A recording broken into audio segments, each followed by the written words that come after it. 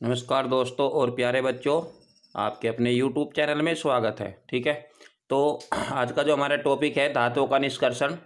ठीक है, important topic है और जो हमारा आज का जो वीडियो है पार्ट 12। ठीक है, तो धातुओं के निष्कर्षण में हमें देखना है कि जो हमारे अयस्क होते हैं, खनिज होते हैं, कि उनसे कहीं ना कहीं हमें शुद्ध धातु प्राप्त करनी होती है। तो इसी चीज़ को हम क्या बोलते हैं? धातुओं का निष्कर्षण। ठीक है, कहते हैं। और एक तरीके से ये समझ लीजिए कि इसकी अलग अलग कई सारी विधियाँ होती है। ठीक है, जहाँ तक आप देख पा रहे होंगे कि धातुओं के यौगिकों से शुद्ध धातुओं की प्राप्ति। ठीक है, धातुओं के यौगिक, आपको कल भी जानकारी दी गई थी कि जो हमारे पास धातु होती है वो अकेली नहीं होती, वो कहीं ना कहीं कार्बोनेट के रूप में, सल्फाइड के रूप में, क्लोराइड के रूप में, है ना, ऑक्साइड के रूप में उपस्थित होती है दूसरे अवयवों के साथ। तो इनको हमें इन अवयवों से अलग करना होता है। इसको धातु का निष्कर्षण कहते हैं। मतलब धातुओं के यौगिकों से शुद्ध धातुओं की प्राप्ति क्या कहलाती है भैया? धातु का निष्कर्षण कहलाती है। कई बार एग्जाम में पूछा जाता है कि निम्नलिखित में से धातुओं के यौगिकों से शुद्ध धातु की प्राप्ति को कहते हैं धातु का निष्कर्षण, धातु का शोधन, धातु का। तो इस तरीके से आपको कंपटीशन की एग्जाम में भी ऐसे क्वेश्चन मिल सकते हैं। तो आपको क्या करना है? धातु का निष्कर्षण करना है। ठीक है, तो आज का जो हमारा इसमें पहला पॉइंट है अयस्कों का सांद्रण करना, अयस्कों का भर्जन निस्तापन। ठीक है, इसमें हमारी कई भट्टियां आएंगी। तो इसी तरीके से सबसे पहले जो आज का हमारा पॉइंट है अयस्कों का सांद्रण। तो आज की वीडियो में हम अयस्कों के सांद्रण के लिए पहले पॉइंट पर चर्चा करेंगे। ठीक है प्यारे बच्चों, सांद्रण के लिए, सांद्रण का मतलब है यहाँ, मतलब इसको किस तरीके से आप शुद्ध करोगे। ठीक है, सबसे पहले मान लेते हैं आपके पास बहुत ज्यादा रेत है और इस रेत में क्या है? आपके पास लोहा है। तो आप सबसे पहले आपको जो दिखाई दे रहा है उसको अलग करोगे। ठीक है, अलग करोगे, पहले रेत को और लोहे को अलग करने की कोशिश करोगे। मतलब जो हल्के पदार्थ है और जो भारी पदार्थ है उनको अलग करने की कोशिश करोगे। ठीक है, हल्के स्तर पे। इसके बाद आप क्या करोगे? इसके बाद आप जो भी आपको लोहा यहाँ से अलग प्राप्त हो जाएगा उसको आप गर्म करोगे, वो दूसरी विधि में आ जाएगा। ठीक है, तो सबसे पहले अयस्कों का सांद्रण करना ये आता है। जो भी आपके पास अयस्क है उनके अंदर से जो कंकड़, मिट्टी, रेत, पत्थर, ये सब चीजें जो मोटी मोटी आपको दिखाई दे रही है उसको आप अलग करोगे इसके अंदर। ठीक है, सांद्रण इसका हो जाएगा। अब इसके अंदर अयस्कों का सांद्रण करने के लिए हमारे पास 4-5 विधि है, लेकिन हमारे पाठ्यक्रम में जो दिया गया है एनसीईआरटी के बेस में वो दिया गया है झाग प्लावन विधि और दूसरा है चुंबकीय पृथक्करण विधि। चुंबकीय पृथक्करण विधि यानी कि ये विधि उनके लिए इंपोर्टेंट है जिसमें चुंबक होती है। झाग प्लावन विधि की आज हम इस वीडियो में चर्चा करने वाले हैं। ठीक है, तो देखिए, इसको समझने के लिए आप वीडियो के लास्ट तक बने रहिएगा। बहुत आसान है, समझ में आ जाएगा। एक डायग्राम बनाते हैं, उसके माध्यम से इसको समझने की कोशिश करेंगे, क्योंकि डायग्राम से कोई भी डेफिनेशन, कोई भी परिभाषा, कोई भी टॉपिक वर्णन आसान हो जाता है। ठीक है, तो देखते हैं इसमें क्या है। सबसे पहले हमारे पास क्या होगा? यहाँ हमारे पास एक बड़ा सा टावर होगा या बड़ा बर्तन भी आप इसको कह सकते हो, ये इस तरह का होगा। ठीक है, अब इसमें आप क्या करोगे? एक मुड़ी हुई नली इस तरीके से रख लोगे। और सबसे खास बात यह है कि ये मुड़ी हुई नली नीचे से इस तरीके से होगी। यहाँ जो है इसमें आप छोटे छोटे छिद्र होने चाहिए पहले ही। ठीक है, ये छोटे छोटे इसके अंदर छिद्र हो जाएंगे।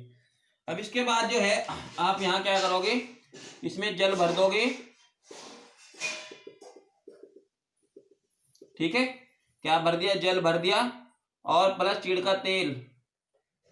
चीड़ का तेल सुना होगा नाम आपने, चीड़ का तेल। ठीक है, चीड़ का तेल, पाइन ऑयल, जो अरंड होती है, अरंड के ऊपर जो छोटे छोटे बीज लगते हैं उसी के अंदर से चीड़ का तेल निकाला जाता है, तो उसको चीड़ का तेल बोलते हैं। सस्ता होता है ये, इसीलिए हम इसको यहाँ डाल देते हैं। और इसकी जगह हम सोडियम जेनथेट भी ले सकते हैं। सोडियम जेनथेट का इस्तेमाल भी इसकी जगह कर सकते हैं। सोडियम जेनथेट ये भी इसी तरह का केमिकल होता है, तेल जैसा ही। तो यहाँ ये भी डाला जा सकता है।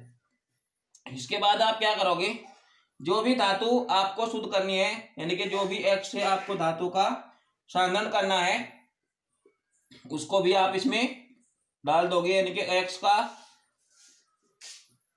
बारीक चूर्ण बीज के अंदर आप डाल दोगे।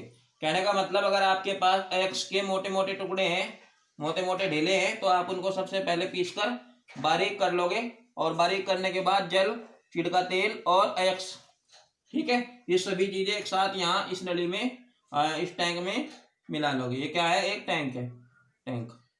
अब इसके बाद आप क्या करोगे, यहाँ से वायु इसके अंदर भेजोगे, ठीक है, नली के अंदर से जो है वायु भेजोगे। जैसे ही आप इसके अंदर वायु भेजोगे तो यहाँ से हवा निकलेगी, क्योंकि ये छोटे छोटे छिद्र है, तो ये हवा तो कहीं ना कहीं निकलेगी, तो ये हवा यहाँ से निकलेगी इन छोटे छोटे छिद्रों से, ठीक है।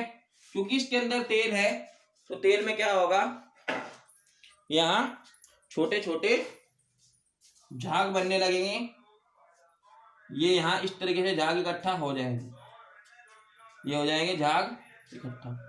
अब इन झागों का आप क्या करोगे, इन झागों को जो है यहाँ से चम्मच लोगे, बड़े बड़े चम्मच, और उनकी मदद से इन झागों को अलग निकाल लोगे, ठीक है। और जैसे कि रेत, मिट्टी, कंकड़, पत्थर होंगे, वो सभी अशुद्धियों के रूप में यहाँ नीचे इकट्ठा हो जाएंगे। अशुद्धियाँ, उनको क्या बोलते हैं भाई, अशुद्धियाँ बोलते हैं। अशुद्धियाँ मतलब मैट्रिक्स, ठीक है, मैट्रिक्स उनको आप कहते हो। ये जो मैट्रिक्स है, ये क्या है, अशुद्धियाँ हैं, यानी कि जो भारी गंदगी है, रेत, मिट्टी, कंकड़, ये नीचे आ जाएंगे। और जो हमारे झाग है, यहाँ झाग, इन झागों में आपका जो भी एक्स होगा, शुद्ध एक्स होगा, वो यहाँ इन झागों में आ जाएगा। आप इसके बाद इसको क्या करोगे, झागों को अलग निकालने के बाद गर्म करोगे। तो इस तरीके से ये हमारी झाग पलावन विधि, ठीक है। झाग पलावन विधि क्यों कहते हैं इसको, क्योंकि यहाँ झाग बढ़ रहे हैं, तो इसलिए इसको झाग पलावन विधि भी कह सकते हो, फेन पलावन, ठीक है। झाग पलावन या फेन पलावन, पलावन मतलब जो इसके अंदर से ऊपर जो वायु के जो झाग बन रहे हैं, ये पलावन हो जाएगा, ठीक है। तो इस तरीके से क्या हो जाएगा, हमारा फेन पलावन विधि का वर्णन हो जाएगा, ठीक है। और आपकी जो अशुद्धियाँ है बड़ी ही आसानी से दूर हो जाएंगी, ठीक है। उम्मीद है कि आपके समझ में आ गया होगा। चलिए एक बार और देखते हैं जल्दी से। यहाँ क्या होगा, आपके पास एक बड़ा टैंक होता है, टैंक में एक मुड़ी हुई नली होती है, जिसके अंदर छोटे छोटे छिद्र होते हैं, ठीक है। चित्र अनुसार टैंक में जल, छिड़का तेल तथा बारीक पिसे हुए एक्स को भर लिया जाता है।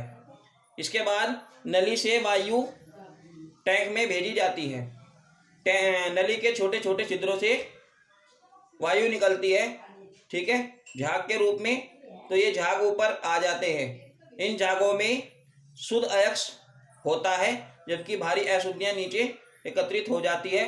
झागों को अलग निकालकर गर्म करने से शुद्ध धातु आपको प्राप्त हो जाती है। तो इस प्रकार जो है यहाँ इस विधि से अयस्क का साधारण हो जाता है।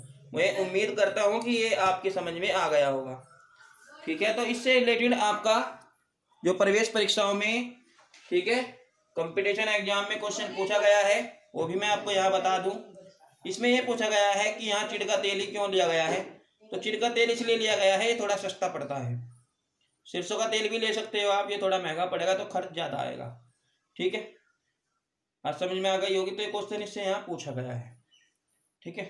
तो फिर नेक्स्ट वीडियो में इसके हम चुंबकीय पृथक्करण विधि पर चर्चा करेंगे। आप तब तक इसको करिए, ठीक है। तब तक हम विदा लेते हैं। धन्यवाद।